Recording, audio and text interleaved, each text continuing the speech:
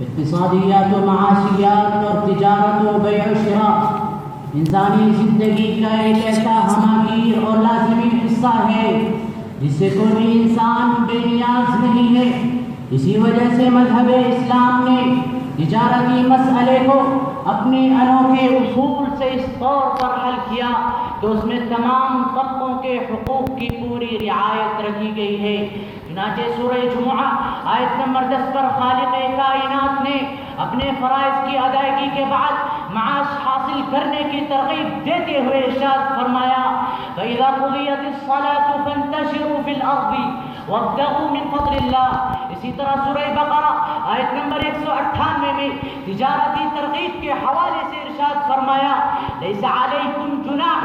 أَن تَبْتَغُوا فَضْلًا مِّن رَّبِّكُمْ۔ اسی طرح قرآن کریم میں سورہ حجر آیت نمبر 20 میں کائنات میں پوشیدہ اسباب معیشت و تجارت سے فائدہ اٹھانے کی ترغیب دیتے ہوئے ارشاد فرمایا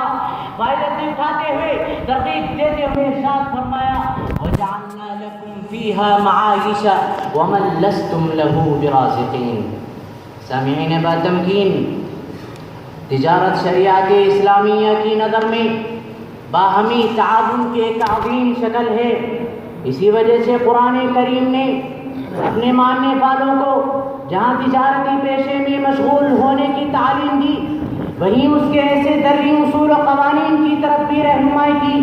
جس میں کسی کے ضرر اور نقصان کا احتمال اور اندیشہ نہ ہو۔ چنانچہ اگر سورہ عنکبوت آیت نمبر 17 میں وَابْتَغُوا عِندَ اللَّهِ رِزْقًا کے ذریعے کسب حلال کی تعلیم دی، وہیں سورہ بقرہ آیت نمبر 275 میں احل اللہ البیع وحرم الربا کے ذریعے سودی کاروبار اور تجارت کو اس کی تمام اقسام کے ساتھ نہ صرف یہ کہ ناجائز اور حرام قرار دیا بلکہ اس میں ملوث شخص سے خالق کائنات نے اعلان جنگ کرتے ہوئے سورہ بقرہ آیت نمبر 279 میں ارشاد فرمایا فَإِن لَّمْ تَفْعَلُوا فَأَذَّنُوا بِحَرْبٍ مِّنَ اللَّهِ وَرَسُولِهِ۔ کیونکہ سودی کاروبار معاشی نظام کے لیے ایک ایسا ناصور ہے جس کی وجہ سے دنیا کی غالب اکثریت کا معاشی فلاح و مفاد چکنا چور ہو جاتا ہے اور وہ غربت و افلاس کے دلدل میں اس طرح سے پھنس جاتے ہیں تو اس سے ابھرنا مشکل ہو جاتا ہے۔ اسی طرح قرآن کریم نے اپنے تجارتی اصول میں سورہ مائدہ آیت نمبر 90 انما الخمر والمیسر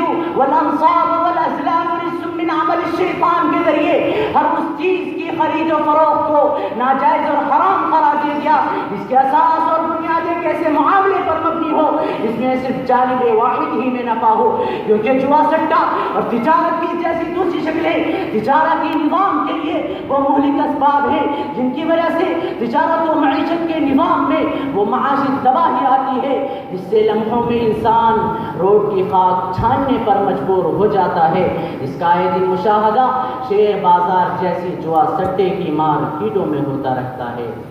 تو فقائے بزم تجارت کا مقصد شریعت اسلامیہ نے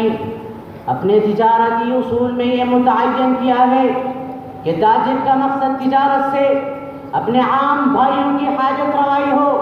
چنانچہ اسی مقصد کے پیش نظر قرآن کریم نے